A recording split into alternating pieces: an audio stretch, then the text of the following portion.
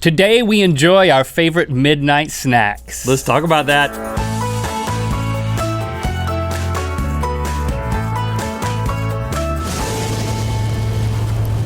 Good mythical morning. Mythical Beast, I can tell that you are thirsty, that you are in fact parched because you are isolated out in the desert of unanswered questions. And here we go, trekking out to meet you with the life-giving answers that you need, like a little kitty cat just slurping up a saucer of milk, just satiating your thirst, except it's not milk, it's water, and you're a human, you're not a cat, and it's not a desert, it's Facebook, Tumblr, or Twitter, and it's questions, not water. It's all very clear. It's a very clear analogy. Thank you for that, Link. I know exactly where you were going with that, and I've arrived there, and we'll start with the first question. Related to cooking advice. Cooking, yes, cooking. Of course. This is from the Beatles_fan on Twitter. Asks, what should I do when I want to make cookies at 3 a.m.? 3 a.m., that's, wow. In the morning. First of all, don't make cookies because it takes too long. When you're getting up for like a post-midnight snack, you gotta have something that's quicker, right. but that's equally satisfying to cookies, and we both have answers. We are going to let you in on our secrets of our favorite midnight snacks. I'm gonna start, okay, and I'm gonna give this to you, and you can experience it vicariously. Of course, I'll make lots of noises while I eat, so you can experience it. It starts with a bowl of frosted mini wheats because all of my meals start with that. If I'm in charge, it's a good base for any meal. Now this is my breakfast. This is not my midnight snack, but what I add to it is of course a little bit of peanut butter. Uh-oh. So I just put that on there like that, and then here, let me give you milk, give you a little. There's a lot of steps to this process. A little milk there. Here, you take I feel this. like I'm gonna get confused. Now, and you just start eating this, and then I add a little chocolate too. What in the world? This isn't breakfast. This is midnight snack, man. But there's peanut butter in this spoon. Now, here's the interesting thing. You dip it in and get a few of the mini wheats, and don't eat all the peanut butter at once. Like, you're gonna take off a layer of peanut butter in your mouth. Like an excavation? Yeah.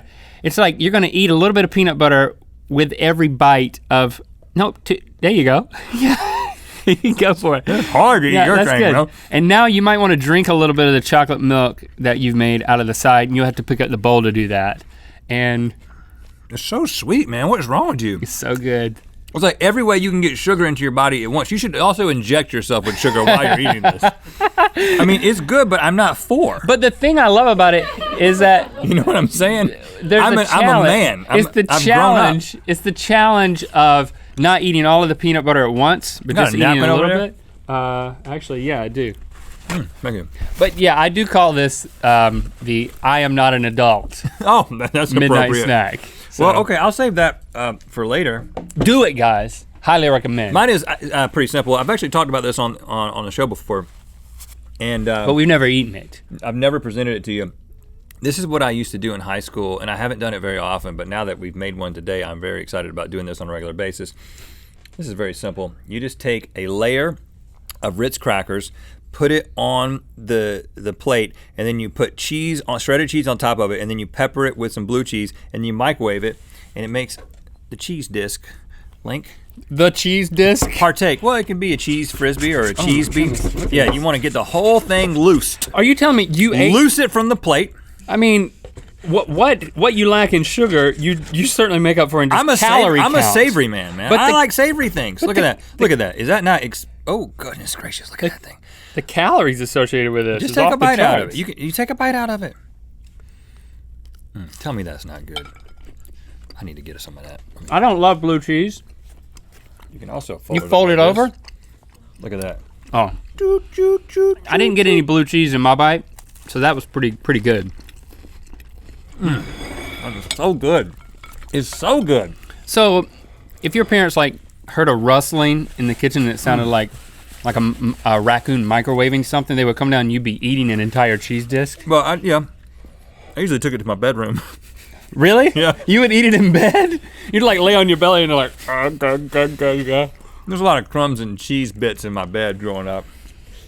Okay, Now it's time to get awkward. Last week we reenacted one of our own favorite awkward teenage moments, but this week we're gonna bring one of your stories to life. Because we believe that instead of letting embarrassing moments haunt you, you gotta celebrate those, y'all. You gotta laugh about that. That's right. So, just like teen awkwardness will end, teen acne will end, and we've teamed up with our friends over at Claricel to reenact some hilariously awesome awkward teenage moments. All right, now this week's story comes from Dakota, AKA Fable Heart on Twitter. It's a classic teenage love story, really, except it's entirely more awkward. Okay, and just a quick note, all of the details from our dramatization are taken directly from Dakota's submission. It's time for Rhett Link's Reenactments!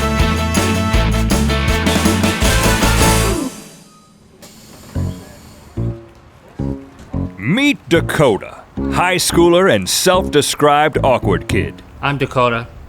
I'm awkward. Dakota had never really approached a girl before, but then one day, he made the fateful decision to wear a suit to school. I got on a suit at school, a little overdressed but still totally cool. McKenna was a girl who had caught Dakota's eye. She was beautiful and interesting. I'm McKenna. I'm beautiful and interesting.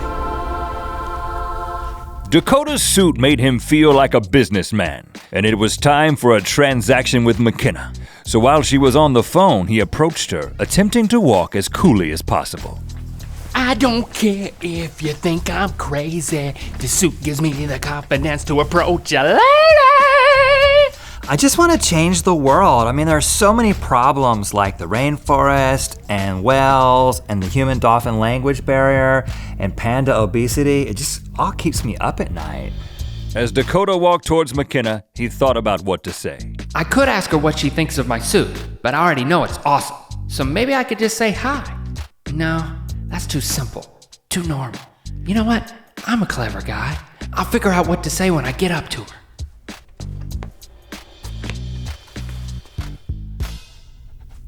I have 7 nipples. 7 dimples? I have 7 nipples. 3 rows of 2, and 1 on my hip. Extra nipples are actually not that uncommon. Dakota never ended up dating McKenna, but McKenna did go on to form the International Network for Non-Normal Nipple Numbers. Here's to you, Dakota, and your awkward moment that didn't last forever. Now, he actually did tell McKenna he had 7 nips, but we made up the part about the International Network for Non-Normal Nipple Numbers. Full disclosure. But you know what? I'm guessing if you do want to start that, a lot of non-normal nipple havers will come out of the woodwork and join you. Oh, they will. Hey, do you have an awkward teenage story that you want to tell us to reenact on GMM? Of course you do. So go to clearasil.us/let's be clear. Submit your story for a chance for us to reenact it in all of its awkward glory right here on Good Mythical Morning. Now let's move on to something a little less awkward. Another question. Lucy Poppins asks, how do I cook a meal for 10 people with a microwave? Okay, great question, Lucy. Okay, 10 people or microwave, you're gonna need multiple microwaves, I think, and you know what, that can get expensive.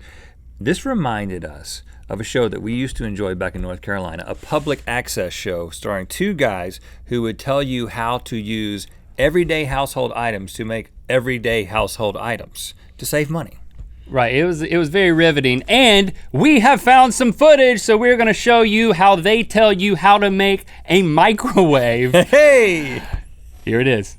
Welcome to DIY, are you buying that? I'm Nugget. I'm Twig. And together we are Twig your and hosts Nugget. for DIY, are you buying that? Listen, a lot of people waste a lot of money on things that they shouldn't be spending money on, like college savings, Check. fresh fish. One of the things I see people doing is microwaving. Microwaves are flying off of the shelf, and I'm just sitting there in the corner looking. I'm asking to myself, why are you buying that? The way I see it, there are 2 ingredients to a microwave, heating and spinning. Now, that's what I do in the club as well. So step 1, go into your mother or your wife's cabinet, I got these, man. and then you might find a spinning device. I think they call this a tired Suzanne. Right. First thing you're gonna wanna do is you gotta find something to microwave. And we found this chicken. He was like a pet to me. But I don't want you to do motions with his body. Hey! No, it makes me feel uncomfortable because... I am a pet. Dearly beloved, we have killed this chicken because we are hungry. Amen. That's good enough. You want him. That's right. Nice. Now, if you're not careful, you might resuscitate this puppy. It's not a puppy, it's a chicken. Now you can see, now hold on. Just listen to that sound. That's right, you're filling it full of marinade. That hollow sound is the sound of dinner. At this point, by show of hands, how many people have a blow dryer laying around their house, or if you go to a motel and you just snatch it? Okay. And here we go. And as you can, woo! 3, 2, 1, heat! Faster you spin, the faster it turns. No, the faster you spin, the faster it cooks. That ain't true. It's gonna take, the faster you spin, the more likely it is to not stay on the Susan. If the chicken falls off, Put it back on! woo! Woo! Woo! You think that's good? I think that's good. It's as moist as a flat rock in a rainstorm. No, the way I test a chicken is just by ripping its shoulders off. Right, make him fly. Make him fly. No, if you can just pop a shoulder off like that, then... So next time you find yourself in the microwave department, ask yourself the question, DIY am I buying that? And then do this instead. Okay, so when you build your own microwave and cook some stuff with it, be sure to send us pictures. Yes, thanks for liking and commenting. And if you've been enjoying the show, make sure to subscribe. Please do. You know what time it is. This is Keith Reynolds from Seaside Park, New Jersey, and it's time to spin the Wheel of Mythicality. Thanks to Clearasil for sponsoring this episode, and remember to go to clearasil.us/letsbeclear to submit your story. Click through to Good Mythical More, where we're gonna open your mail. Lots of good stuff for the museum. Also, the most amazing duct tape sculpture we've ever gotten. Digestion, the musical. Yeah, you know that I love to eat stuff. Why? Cause it tastes so good. And then it goes into my throat. Mouth, then it goes into my throat. And then it goes into my stomach. esophagus and my stomach and my small intestine and my large It's going a little intestine. slower than you're saying. That's Yeah. true. Now it's in my stomach. There it is, I feel it. I can't wait till it comes out. Well, my name is Leslie and I'm here to say I love peanut butter in a major way.